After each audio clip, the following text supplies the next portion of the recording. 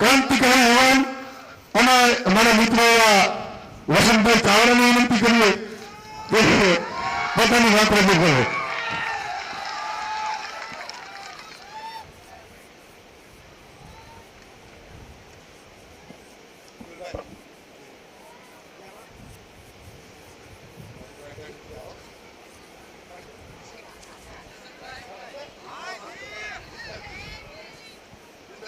જય ભીમ.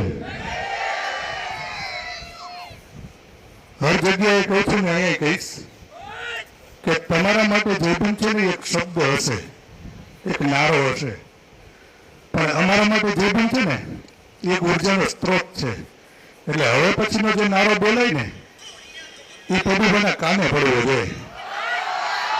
જય ભીમ. અહીં ઉપસ્થિત ડોક્ટર બાબા સાહેબ આંબેડકરના વંશજ પ્રકાશરાવ આંબેડકરજી અને સ્ટેજ ઉપર જેટલા પણ વક્તાઓ અને મહેમાનો આવ્યા છે તમામને સ્વાગત સાથે મારી વાત કરીશ, પણ હું પ્રભુભાઈના ફેવરમાં વાત કરીશ.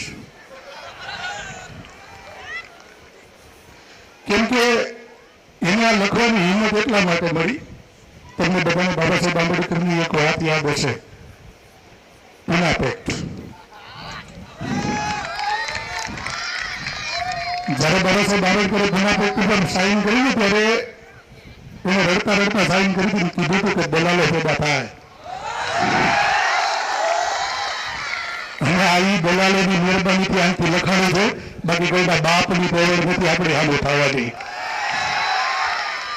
જ્યારે આ બનાવ બન્યો ત્યાર પછી મેં એક વિડીયો મૂક્યો હતો અને એમાં કીધું હતું, લગભગ બધા સાંભળ્યો છે અને હજી એકવાર કહી દઉં કે આ ખેતરે ગયા હોય ને બી ફેરી હોય તો જ આ થાય, નગર ન થાય. બરાબર.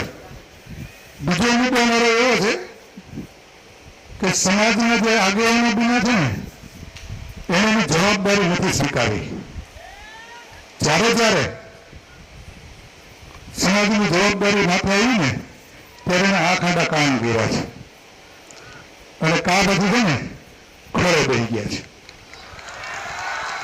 અત્યારે હમણાં મારે નિખિલભાઈને વાત થઈ કે જો આ દલાલો ન હોત ને તો આપણે આ સંમેલન નહીં કરવું પડે. આ સંમેલન કરવાનું કારણ દલાલો છે. અને બીજા એક વાત કહેવાની છે કે આગેવાન બન્યા પછી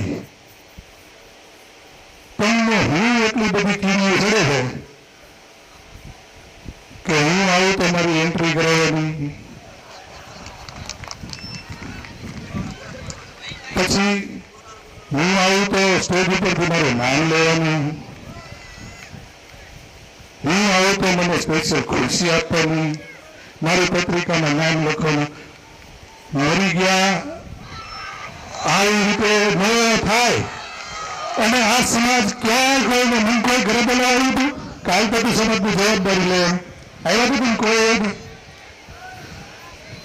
ઘણા મહામાનવોને રાખ્યા છે જેને બાબા સાહેબ આંબેડકરના સંઘર્ષને રાખ્યું છે અને જેને બાબા સાહેબને સમજ્યા છે ને અને સ્વેચ્છાએ પોતે સમાજની જવાબદારી સ્વીકારી લીધી છે. અને આ જવાબદારી સ્વીકાર્યા પછી જો તમને માન સન્માન જોતું હોય તો ઘરે રહેવા જરૂર નથી. મારે કહેવું પડે કે ડોક્ટર બાબા સાહેબ આંબેડકરના ગયા પછી આવી ત્રીજી પેઢી જે આવ્યા બેઠી હોય લડવા માટે તમે તો હજી ત્રણ દીકરી ઉભા થયા છે